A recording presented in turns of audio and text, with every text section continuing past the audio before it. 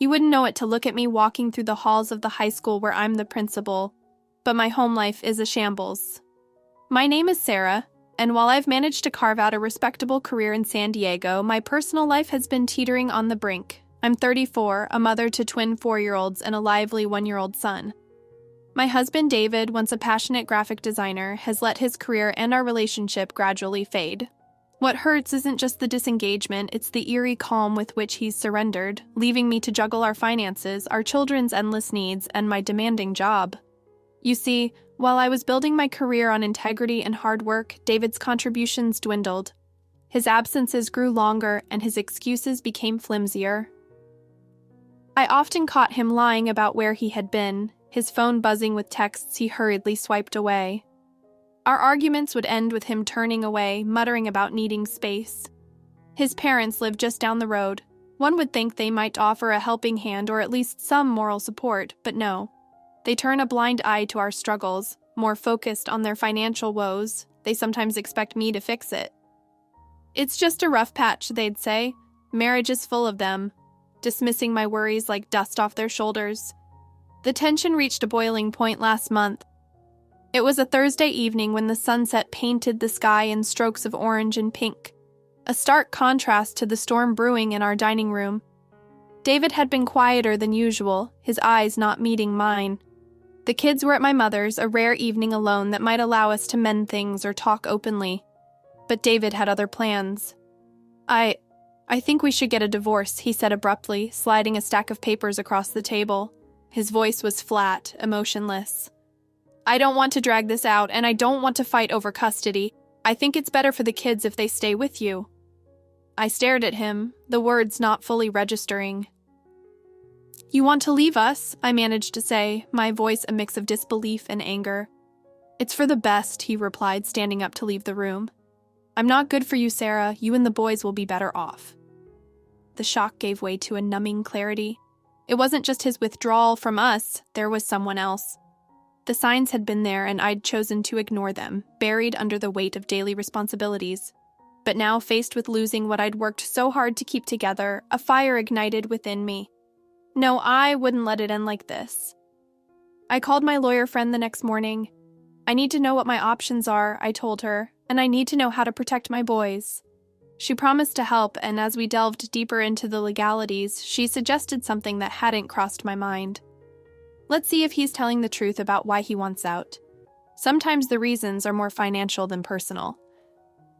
The next few weeks were a blur of meetings, phone calls, and late nights poring over bank statements and credit card bills.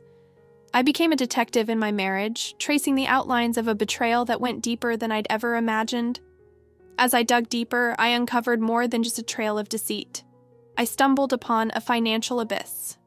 It turned out David's parents had coerced us into covering their gambling debts with the pretense of a medical emergency, debts they never intended to repay. They had gambled away their savings, and now they were gambling with my family's future. The revelations stung, not just the betrayal, but the sheer audacity of it. And with each discovery, my resolve hardened. David and his parents would have to answer for the chaos they'd caused. But how deep did the deception go, and at what cost would my pursuit of the truth come? The stakes were higher than ever, and as I prepared to confront them, I knew I was stepping into a battle that would change our lives forever. But I was ready, for my children, for myself, and for the justice we deserved. David's indifference had grown into a gaping chasm.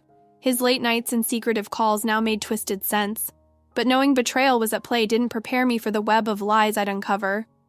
I started pulling on threads, and the whole fabric began to unravel. It all began with a simple enough task, sorting through our financial statements, which David had always managed. I'm better at keeping track, he'd insisted early in our marriage. Trusting him, I focused on our boys and my career. Now I pored over every transaction, every withdrawal that didn't make sense. There were payments to unknown accounts and charges from places David should have had no business with, literally and figuratively. I enlisted the help of a forensic accountant, a contact from my lawyer friend who raised her eyebrows more with every document she reviewed. Sarah, there's a consistent pattern of large withdrawals around the same dates every month, and look at this. She pointed at the screen, showing payments to a luxury apartment downtown. These apartments are far beyond what a freelance graphic designer could afford on an erratic income. It seems he's maintaining a lifestyle you weren't privy to, she concluded, her tone a mix of sympathy and indignation. Fueled by these revelations, I confronted David one evening. His face, usually so unreadable, flickered with something I hadn't seen in a long time. Fear. "Sarah, I can explain," he stammered, but I cut him off. "I don't need your explanations, David. I need the truth. All of it."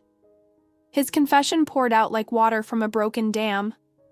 The apartment wasn't just his, he shared it with someone. "It started as nothing serious," he began, a cliché that made my heart sink further. "But it became more over time. I was going to tell you when... After you drained our savings," my voice was cold, foreign to my ears. He had no answer. The man who'd vowed to be my life partner had gambled our future on a fling, undermining our stability with every secret rendezvous and every penny spent on this other life. But it was the next part of his tale that turned my blood to ice. The money wasn't just for him or his lavish indiscretions. David's parents were more deeply involved than I had suspected. They knew about his affair, covered for him, and worse, they had encouraged him to take money from our joint account to cover their gambling debts. Playing on his weaknesses, his fear of losing their love, and the debts they threatened to disown me if I didn't help. David confessed, his eyes not meeting mine. Their manipulation knew no bounds. They had exploited their own son's failings to keep their heads above water, not caring if it meant pulling us under in the process. My next steps were clear. If David and his parents believed they could use me to clean up their messes, they were sorely mistaken. My response had to be as calculated and cutting as their deceit. I spent nights strategizing with my lawyer, laying out the groundwork for what would be a devastating legal battle. I would file for divorce, yes, but on my terms. We would go after not just the dissolution of marriage, but also the full disclosure and repayment of every unaccounted dollar. David's parents would not be spared either. Their complicity had signed them up for the fallout. As for custody, I told my lawyer, my voice steady, "I want full custody of our boys. He's proven he can't be trusted with finances. How can he be trusted with their well-being?" She nodded, her expression grim yet determined. "We'll make sure the court sees it that way, too." As we prepared our case, a quiet rage simmered within me. The man I had loved and the family I had trusted had all betrayed me. But they had underestimated my resolve as a mother, as a woman scorned. I was ready to fight to reclaim not just my finances, but my dignity and my children's future. Little did I know the biggest storm was yet to come. David and his parents would not go down without revealing secrets that would shake the very foundations of what little trust remained.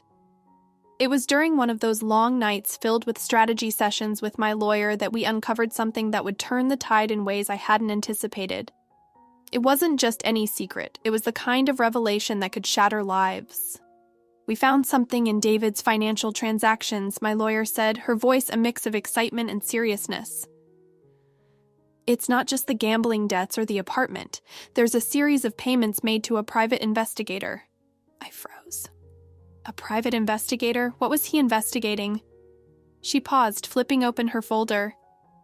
"It seems he was looking into someone very close to us, Sarah. He was investigating you." The room spun as I absorbed her words. My mind raced, trying to piece together why David would hire someone to watch me. Was it to find grounds for the divorce or something more sinister? But as we dug deeper, the true purpose became horrifyingly clear.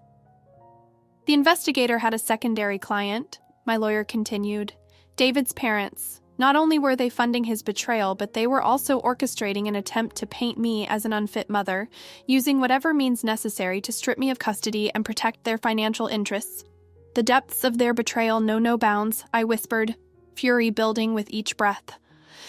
I realized this was more than just financial, it was a complete assassination of my character. Armed with this new information, I decided it was time to confront David directly. We met at a neutral location, a quiet park where the autumn leaves whispered secrets to the wind. As he approached, I saw a flicker of the man I once loved, but it vanished as quickly as it appeared. "David," I began, my voice steady despite the chaos inside. "I know about the investigator. I know your parents are involved. How could you let it go this far?" He looked away, shame finally etching his face. "I thought I could control it," he admitted. "I thought it would just be about the money and then I could leave quietly." By destroying me, I asked, the hurt evident despite my resolve. It wasn't supposed to hurt you, he said. It was supposed to be clean, but my parents, they have a hold on me, Sarah, you know that. Holding you to destroy your family is not love, David, it's manipulation, I said coldly.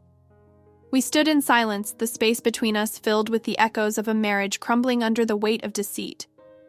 Finally, David looked up, his eyes meeting mine with the glimmer of the man who once vowed to stand by me. Sarah, I'm sorry, I want to make this right if there's still a way, he said. His words opened a possibility I hadn't considered. Could David turn against his parents to help me? Could we use his testimony to strengthen my case and perhaps salvage a future for our children out of this wreckage? I need to think, I told him, turning away to hide the tears brimming in my eyes. As I walked away, the pieces of my next move began to fall into place.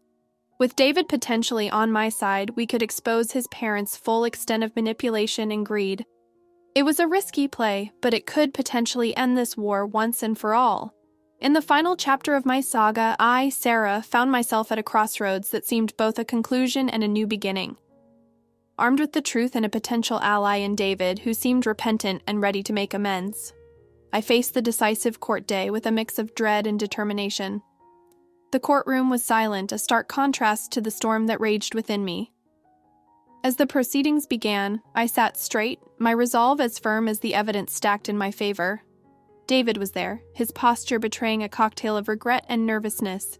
His parents, on the other hand, sat rigid, their faces masks of defiance. When it was time, David took the stand, and for the first time in a long while, his voice carried a tone of sincerity that I hadn't heard in years. I was wrong, he admitted, glancing over at me with a look of sorrow. He detailed the plan orchestrated by his parents to paint me as unfit. A narrative they hoped would sway custody and shield their financial misdeeds. His testimony was a turning point. The judge listened intently, nodding occasionally as the layers of deceit were peeled back, revealing the depth of the betrayal. When my turn came to speak, I stood, my voice steady but filled with emotion.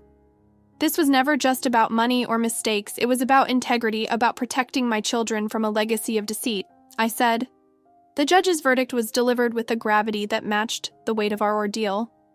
David's parents were found liable for the full amount of their debts, including punitive damages for their attempt to defraud their son and his family. Custody of my sons remained with me, the court recognizing the stability and love I provided. As for David, the judge granted him supervised visits, acknowledging his efforts to right his wrongs, but reserving judgment on his fitness for more, until he proved his change was genuine. Leaving the courtroom, the relief was palpable, but so was the sorrow for what could have been. A family torn apart by greed and fear. David approached me, his eyes hopeful yet sad. Sarah, I'm truly sorry. I hope one day you and the boys can forgive me. I nodded, not ready to fully absolve him, but recognizing his attempt to mend his ways. We'll see, David. Time will tell. In the weeks that followed, the dust settled. I strengthened my resolve to rebuild my life, to focus on my boys and my career. The financial restitution helped close the wounds, but the scars remained as reminders of the ordeal. One evening, as I watched my sons play in the backyard, their laughter a balm to my weary heart, I realized that while the storm had passed, it had left us changed. We were scared, yes, but stronger, and as the sun set, casting long shadows across the lawn, I knew we would be okay. We had weathered the storm, and in its wake, we found not just survival, but a chance to thrive. Let's conclude the story. In the aftermath of the courtroom drama, life began to settle into a new rhythm. The scars of betrayal remained, but they no longer defined us. David, despite his remorse, had a long road ahead to earn back trust, but his willingness to change offered a glimmer of hope. As for me, I focused on rebuilding. My boys became my anchor, their laughter and hugs reminding me of what truly mattered. I threw myself into my career, finding solace in the challenges it presented, and with each passing day, the wounds of the past began to heal, replaced by a newfound strength. David's parents, facing the consequences of their actions, retreated into the shadows. Their attempt to manipulate and deceive had failed, leaving them to reckon with the fallout of their greed. But amidst the chaos, there was also forgiveness. Forgiveness for David's mistakes, forgiveness for the pain inflicted, and forgiveness for the shattered dreams. It was a journey fraught with obstacles, but it was also a journey of resilience and redemption. As I watched my boys grow, their smiles lighting up the room, I knew that despite the storm, we had emerged stronger, united in our determination to carve out a future filled with hope and possibility. The road ahead would be uncertain, but we would face it together, armed with the lessons learned from our tumultuous past. In the end, it wasn't the trials we faced that defined us, but rather how we rose above them, finding strength in the face of adversity and love amid chaos. And as the sun set on one chapter of our lives, I knew that the best was yet to come. Thanks for watching. How did you find the story? Let me know in the comments below. Don't forget to like this video and subscribe to our channel for more awesome stories like this. Your feedback and support mean a lot.